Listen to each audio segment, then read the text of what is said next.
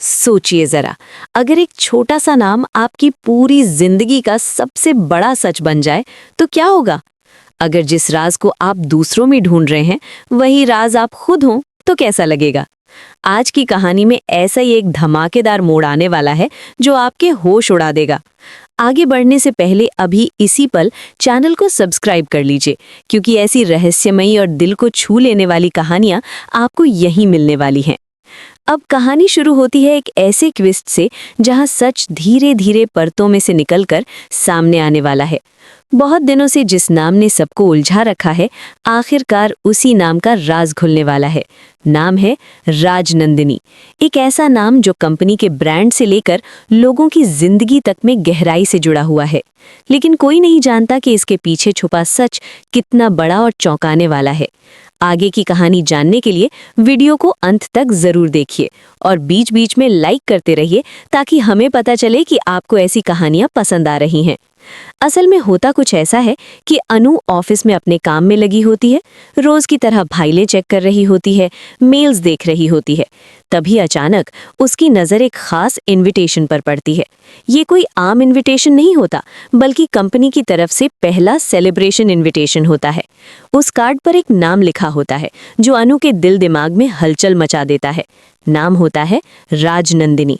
अनु उस नाम को देखते ही ठिठक जाती है। उसके हाथ रुक जाते हैं, आंखें उसी स्क्रीन पर टिक जाती हैं और मन में ढेर सारे सवाल उठने लगते हैं। ये राजनंदिनी कौन है? कंपनी का नाम आखिर उसी पर क्यों रखा गया है? अगर आप भी ऐसे सवालों के जवाब जानना चाहते हैं तो अभी इस कहानी को शेयर कर दीजिए, ताकि और लोग भी इस राज का हिस्सा बन सकें। इसी दौरान झंडे वहां आ जाता है और अनु को ऐसे गहरी सोच में डूबा देखकर पूछ बैठता है कि क्या कर रही हो तुम अनु? अनु थोड़ा घबरा जाती है, लेकिन फिर भी हिम्मत करके कहती है कि सर, मैंने अभी एक इनविटेशन देखा था। झंडे तुरंत कंप्यूटर की तरफ बढ़ता है और कुछ ही सेकंड में उस फाइल को डिलीट कर देता है। अनु कुछ समझ पाती उससे पहले ही सब गायब हो चुका होता है। अब स्क्रीन पर कुछ भी नहीं दिखता। अनु हैरान रह जाती है। वो कहती है कि सर, अभी तो यहाँ एक इनविटेशन था जिस पर राजनंदिनी का नाम लिखा था। क्या आप मुझे बता सकते हैं कि ये राजनंदिनी कौन है? झंडे बात को टालने की कोशिश करता है। वो ऐसे दिखाता है जैसे कुछ हुआ ही ना हो। कहता है, अब कौन सा इनविटेशन, दिखाओ मुझे। अनु दोबारा फाइल खोलने की कोशिश करती है, लेकिन वहां कुछ भी नहीं होता। कोई कार्ड नहीं, कोई नाम नहीं। अब अनु को लगने लगता है कि शायद उसने ही कुछ गलत देख लिया, लेकिन दिल मानने को तैयार नहीं होता। झंडे की आंखों में एक अजीब सा डर और बेचैनी साफ दिख रही होती है, जो अनु के शक को और गहरा कर देती है। अगर आपको भी लग रहा है कि यहाँ कुछ बड़ा छुपा है तो कमेंट में ज़रूर बताइए कि आपके हिसाब से आगे क्या होने वाला है। ऑफिस से घर लौटते वक्त भी अनु का दिमाग उसी नाम के इर्द गिर्द घूमता रहता है। राजनंदिनी, राजनंदिनी। आखिर ये नाम क्यों इतना अहम है? क्यों झंडे ने फाइल डिलीट कर दी? क्या वो कुछ छुपा रहा है? घर पहुंचकर भी अनु चैन से नहीं बैठ पाती। वो बार बार उसी पल को याद करती है, लेकिन इससे पहले कि वो अपने सवालों में और उलझे, ऑफिस में कुछ और ऐसा हो जाता है जो उसे और परेशान कर देता है। झंडे आर्या से जाकर कहता है कि आज अनु राजनंदिनी के बारे में सवाल पूछ रही थी। वो सच के बहुत करीब पहुंच रही है। ये बात सुनकर आर्या के चेहरे का रंग उड़ जाता है। वो जानता है कि अगर अनु को सारा सच पता चल गया तो सब कुछ बदल जाएगा। वो सोच में पड़ जाता है कि अब कब तक सच को छुपाया जा सकता है। ज़्यादा दिन नहीं बचे हैं जब सब कुछ सामने आ जाएगा। अगर आप भी जानना चाहते हैं कि आर्या क्या फैसला लेने वाला है तो इस वीडियो को सेव कर लीजिए, ताकि आगे का हिस्सा मिस ना हो। इसी बीच आर्या अपने दिल की बात झंडे से कह बैठता है। वो कहता है कि बस यही एक वजह है जिसकी वजह से मैं आज तक अन्नू को अपने दिल की बात नहीं बता पाया। मैं उसे प्रपोज नहीं कर सका।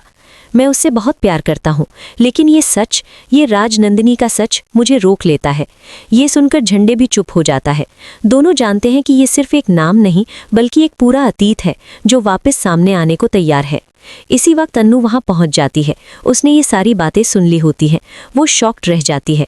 उसके हाथ में टिफिन होता है जो अचानक उसके हाथ से छूटकर गेट से टकरा जाता है। आवाज होते ही सब चुप हो जाते हैं।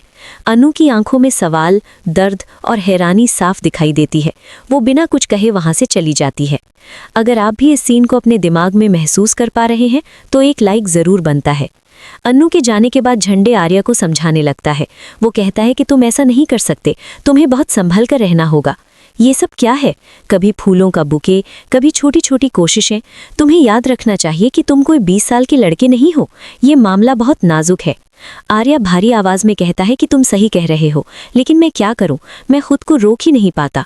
अन्नू मेरे सामने आती है और सब भूल जाता हो। दोनों के बीच की ये बातचीत साफ इशारा करती है कि आने वाले दिनों में हालात और उलझने वाले हैं। अगर आपको ऐसे इमोशनल ट्विस्ट पसंद है तो चैनल को सब्सक्राइब करना बिल्कुल ना भूलें। अब कहानी का रुख घर की तरफ मुड़ता है। अनु जब घर पहुंचती है तो वहां भी सवाल उसका पीछा नहीं छोड़ते। सिमरन की मां अचानक कहती है कि एक बात समझ में नहीं आती, इनके ब्रांड का नाम राजनंदिनी ही क्यों रखा गया? कोई और नाम भी तो हो सकता था। आर्या की मां का नाम, किसी और का नाम, आखिर ये राजनंदिनी है कौन? ये सवाल सुनकर अन्नू और भी सोच में पड़ जाती है। ऐसा लगता है जैसे पूरी दुनिया उससे वही सवाल पूछ रही हो जिससे वो खुद भागना चाहती है। तभी उसके पापा भी बात में शामिल हो जाते हैं। वो कहते हैं, अन्नू बेटा, तू तो राजनंदिनी साड़ी की हेड है ना, तुझे तो पता होना चाहिए कि इसका नाम राजनंदिनी क्यों है। अगर कल को किसी ने तुझसे ये सवाल पूछ लिया तो तू क्या जवाब देगी? पापा की बात बिल्कुल सही होती है। अन्नू के पास कोई जवाब नहीं होता। वो चुपचाप सोच में डूब जाती है। उसे एहसास होने लगता है कि अब वो इस सच से भाग नहीं सकती। अगर आपको भी लगता है कि अन्नू अब खुद सच्चाई की तलाश में निकलेगी तो कमेंट में सच लिखकर बताइए। अगली सुबह अन्नू बहुत जल्दी ऑफिस पहुंच जाती है। उसे अंदर से बेचैनी हो रही होती है। उसे लगता है कि अगर उसने आज जवाब नहीं ढूंढे तो शायद कभी नहीं ढूंढ पाएगी। उसे पता नहीं होता कि आर्या पहले ही झंडे से कह चुका है कि वो अन्नू को राजनंदिनी के बारे में सब सच बता देगा। लेकिन उससे पहले ही एक नया ट्विस्ट आ जाता है। अन्नू सीधे रिकॉर्ड रूम में जाती है और एक पुरानी फाइल ढूंढने लगती है। काफी देर खोजने के बाद उसे एक ऐसी फाइल मिलती है जिसमें राजनंदिनी आश्रम का जिक्र होता है। इस फाइल को पढ़ते ही अन्नू के दिल की धड़कन तेज हो जाती है। राजनंदिनी आश्रम, ये नाम उसके लिए बिल्कुल नया नहीं लगता। उसे ऐसा महसूस होता है जैसे उसका कोई पुराना रिश्ता इससे जुड़ा हो। बिना वक्त गवाए वो उस आश्रम जाने का फैसला कर लेती है। अगर आपको भी लग रहा है कि अब कहानी सबसे बड़े मोड़ पर पहुंचने वाली है तो इस वीडियो को शेयर कर दीजिए। आश्रम पहुंचते ही अन्नू का दिल अजीब सी बेचैनी से भर जाता है। वहां का माहौल, दीवारें, हवा, सब कुछ उसे जाना पहचाना सा लगता है। तभी वहां एक महिला आती है और अनु से पूछती है, क्या आप राजनंदिनी हैं? ये सवाल अनु को अंदर तक हिला देता है। वो तुरंत कहती है, नहीं, मैं राजनंदिनी नहीं हूँ, मैं तो बस उनसे मिलना चाहती हूँ। वो महिला हल्की सी मुस्कान के साथ कहती है, आइए मैं आपको उनकी फोटो दिखाती हूँ। महिला अनु को अंदर ले जाती है। दीवार पर एक पुरानी फोटो टंगी होती है। जैसे ही अनु उस फोटो को ध्यान से देखने लगती है, अचानक कुछ ऐसा होता है जिसकी किसी ने कल्पना भी नहीं की होती। फोटो में आग लग जाती है, लपटें उठने लगती हैं। उस आग को देखकर अनु का सिर घूमने लगता है। उसकी आंखों के सामने अतीत की धुंधली तस्वीरें आने लगती हैं। सवाल ये है कि क्या इस आग के साथ अनु को अपने बीते हुए कल की झलक मिलेगी? क्या उसे याद आएगा कि राजनंदिनी कोई और नहीं बल्कि वो खुद ही थी? यहीं पर कहानी इस मोड़ पर रुकती है जहां हर सवाल का जवाब आने वाला है, लेकिन अभी नहीं। आगे क्या होगा ये जानने के लिए जुड़े रहिए। इस वीडियो को लाइक करें, चैनल को सब्सक्राइब करें और कमेंट में ज़रूर बताएं कि आपके हिसाब से सच क्या है। अगली कमांड में मैं आपके लिए दूसरा सेक्शन लेकर आऊँगा जहां ये राज पूरी तरह से सामने आएगा। आग की लपटें जैसे जैसे तेज होती जाती हैं, अनु की आंखों के सामने सब कुछ घूमने लगता है। आश्रम की दीवारें, वो पुरानी फोटो, धुआं और जलती हुई लकड़ी की गंध, सब कुछ अचानक उसके दिमाग में किसी भूले हुए सपने की तरह उतरने लगता है। उसका दिल जोर जोर से धड़कने लगता है, सांसें तेज हो जाती हैं और वो वहीं खड़ी की खड़ी कांपने लगती है। उस आग में सिर्फ एक फोटो नहीं जल रही होती, बल्कि अनु के अंदर दबा हुआ पूरा अतीत धीरे धीरे जागने लगता है। अगर आपको भी लग रहा है कि अब कहानी अपने सबसे बड़े रहस्य के करीब पहुंच चुकी है, तो अभी वीडियो को लाइक कर दीजिए और चैनल से जुड़े रहिए। आश्रम की वो महिला तुरंत पानी मंगवाती है और आग बुझाई जाती है। चारों तरफ सन्नाटा छा जाता है।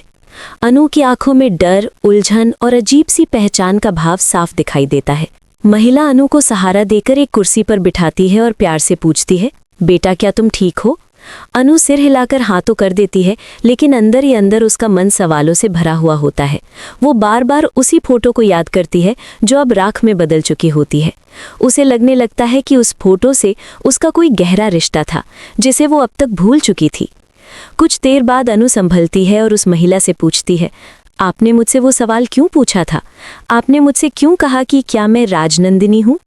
महिला अनु को ध्यान से देखती है, जैसे उसके चेहरे में किसी पुराने चेहरे को ढूंढ रही हो। फिर वो गहरी सांस लेकर कहती है, तुम्हारा चेहरा, तुम्हारी आंखें, बहुत कुछ वैसा ही है। अनु और घबरा जाती है। उसका दिल कहता है कि अब वो सच से बस एक कदम दूर है। अगर आप भी इस पल को महसूस कर पा रहे हैं तो कमेंट में ज़रूर बताइए कि आपको क्या लगता है, आगे क्या खुलासा होगा। महिला अनु को आश्रम के अंदर एक छोटे से कमरे में ले जाती है। वहाँ कुछ पुरानी फाइलें, रजिस्टर और तस्वीरें रखी होती हैं। महिला बताती है कि ये आश्रम कई सालों से चल रहा है और इसका नाम राजनंदिनी आश्रम इसलिए पड़ा क्योंकि इसकी स्थापना एक बहुत ही खास लड़की ने की थी। ये सुनते ही अनु की सांस अटक जाती है। वो धीरे धीरे पूछती है, वो लड़की कहाँ है अब? महिला कुछ पल चुप रहती है और फिर कहती है, हम भी यही जानने की कोशिश कर रहे हैं। वो अचानक गायब हो गई थी।